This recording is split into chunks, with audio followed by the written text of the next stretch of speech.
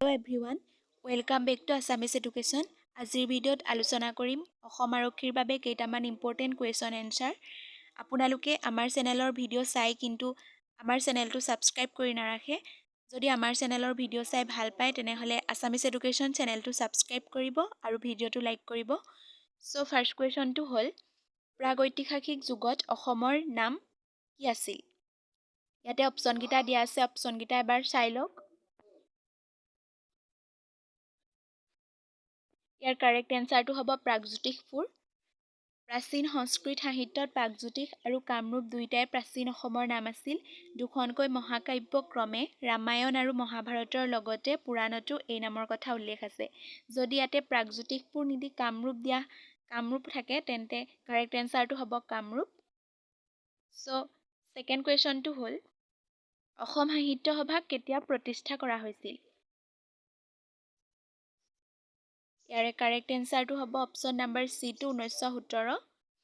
1917 চনৰ ডিচেম্বৰত শিৱসাগৰ জিলাত অসম সাহিত্য সভাৰ প্ৰথমখন অধিৱেশন অনুষ্ঠিত হৈছিল আৰু ইয়াত সভাপতিত্ব কৰিছিল পদ্মনাথ গোহাঞিবৰুৱাই। ইয়াৰ পূৰ্বৰ নাম আছিল অসমীয়া ভাষা উন্নতি সাধিনী সভা। ইয়াৰ প্ৰধান কাৰ্যালয় যোৰহাটৰ চন্দ্ৰকান্ত সন্দিকৈ ভৱনত অৱস্থিত। ইয়াৰ সভাপতি আছিল কুল শইকীয়া। নেক্সট কুৱেশ্যনটো হ'ল অভিৰুচি ক্ৰীড়া দিৱস পালন কৰা হয়। ইয়াতে অপশ্যনকেইটা দিয়া আছে, অপশ্যনকেইটা এবাৰ চাই লওক আৰু শুদ্ধ এনসাৰটো জানে যদি কমেণ্ট কৰি জনাব পাৰে। ইয়াৰ শুদ্ধ উত্তৰটো হ'ব অপশ্যন নাম্বাৰ ডি টো 3 ছেপ্টেম্বৰ। 3 ছেপ্টেম্বৰৰ দিনটো প্ৰথম অসমীয়া অৰ্জুন বঁটা বিজয়ী ক্ৰীড়াবিদ ভোগেশ্বৰ বৰুৱাৰ জন্ম দিৱস। 1984 চনৰ পৰা সমগ্ৰ অসম জুৰি 3 ছেপ্টেম্বৰৰ দিনটোত অভিৰুচি ক্ৰীড়া দিৱস হিচাপে পালন কৰি অহা হৈছে। Next question number 4। তলৰ কোনখন প্ৰথম অসমীয়া উপন্যাস? ইয়াতে অপশ্যনকেইটা দিয়া আছে মিৰি জীয়ৰী, পদুম কুঁৱৰী, ভানুমতী আৰু সুধামাৰ উপন্যাস। ইয়াৰে কাৰেক্ট এনসাৰটো হ'ব অপশ্যন নাম্বাৰ চি টো ভানুমতী। ইয়াৰ লেখক আছিল পদ্মনাথ গোহাঞিবৰুৱা। ভানুমতী উপন্যাসখন বিজুলী আলোচনীত খণ্ড খণ্ডকৈ ধাৰাবাহিকভাৱে প্ৰকাশ হৈছিল। অসমীয়া সাহিত্যৰ প্ৰথম পূৰ্ণাংগ উপন্যাস লাহৰী। সো নেক্সট কুৱেশ্যনটো হ'ল in which year the capital of Assam shifted from Shillong to Dispur?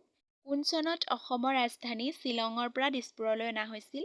ইয়াতে অপশ্যনকেইটা দিয়া আছে, এবাৰ চাই লওক। ইয়াৰ কাৰেক্ট এনসাৰটো হ'ব অপশ্যন নাম্বাৰ ডি টো 1973 চনত। মেঘালয় গঠন হোৱাৰ পিছত 1973 চনত অসমৰ ৰাজধানী শ্বিলঙৰ পৰা দিছপুৰলৈ স্থানান্তৰিত কৰা হয়। Next question number 6। Total number of national parks in Assam? অসমত ৰাষ্ট্ৰীয় উদ্যানৰ মুঠ সংখ্যা কিমান? ইয়াতে অপশ্যনকেইটা দিয়া আছে। ইয়াৰ শুদ্ধ উত্তৰটো হ'ব অপশ্যন নাম্বাৰ ডি টো 7। উপন্যাসকেইখনৰ নামকেইটা আছে কাজিৰঙা ৰাষ্ট্ৰীয় উদ্যান, ডিব্ৰু-চৈখোৱা ৰাষ্ট্ৰীয় উদ্যান, ওৰাং ৰাষ্ট্ৰীয় উদ্যান, মানাহ ৰাষ্ট্ৰীয় উদ্যান, নামেৰি ৰাষ্ট্ৰীয় উদ্যান আৰু ৰায়মনা ৰাষ্ট্ৰীয় উদ্যান, দিহিং পাটকাই ৰাষ্ট্ৰীয় উদ্যান। Next question number 7। The first Assamese film Joymoti was released in the year? প্ৰথম অসমীয়া বোলছবি জয়মতী মুক্তি লাভ কৰিছিল। এইটো এটা ইম্পৰ্টেণ্ট কুৱেশ্যন। ইয়াতে অপশ্যনকেইটা দিয়া আছে।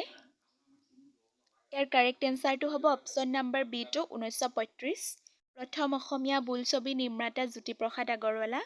প্ৰথম অসমীয়া অভিনেত্ৰী আইদেউ সন্দিকৈ আছিল। গদাপাণি চৰিত্ৰত অভিনয় কৰিছিল ফুনু বৰুৱাই। ভোলাগুৰি চাহ বাগিচাত জ্যোতিপ্ৰসাদে সজাই লোৱা চিত্ৰবন ষ্টুডিঅ'ত জয়মতী বোলছবিৰ মূল শ্বুটিং কৰা হৈছিল। জয়মতী আছিল ভাৰতৰ চতুৰ্থখন সবাক ছবি। So next question number 8। The state anthem O Mor Apunar Desh was first published in the magazine named? অসমৰ জাতীয় সংগীত অ মোৰ আপোনাৰ দেশ প্ৰথমে প্ৰকাশ পোৱা আলোচনীখনৰ নাম হ'ল? এটা অপশ্যনকেইটা দিয়া আছে বাঁহী, অপশ্যন বিত আছে জোনাকী, অপশ্যন চিত আছে সুৰভি আৰু অপশ্যন ডিত আছে জোনবিৰি। ইয়াৰে কাৰেক্ট এনসাৰটো হ'ব অপশ্যন নাম্বাৰ এ টো বাঁহী। ৰসৰাজ লক্ষ্মীনাথ বেজবৰুৱাৰ দ্বাৰা ৰচিত এই সংগীতটিৰ সুৰকাৰ আছিল কমলা প্ৰসাদ আগৰৱালা। 1927 চনত তেজপুৰত অনুষ্ঠিত হোৱা অসমীয়া ছাত্ৰৰ বৈঠকত অ' মোৰ আপোনাৰ দেশ এই শুৱলা গীতটিক অসমৰ জাতীয় সংগীত হিচাপে অভিহিত কৰা হয়। Next question number 9. The first Assamese magazine Arunodoi was published in the year. প্ৰথম অসমীয়া আলোচনী অৰুণোদয় মুক্তি লাভ কৰিছিল।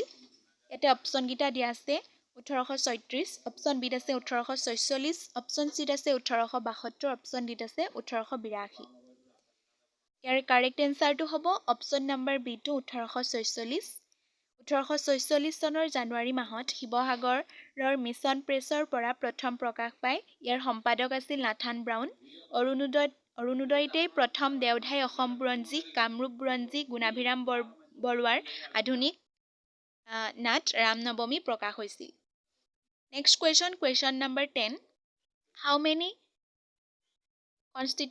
constituencies are in the Lok Sabha for Assam? অসমৰ পৰা লোকসভাত কিমানটা সমষ্টি আছে? ইয়াতে অপশ্যনকেইটা দিয়া আছে।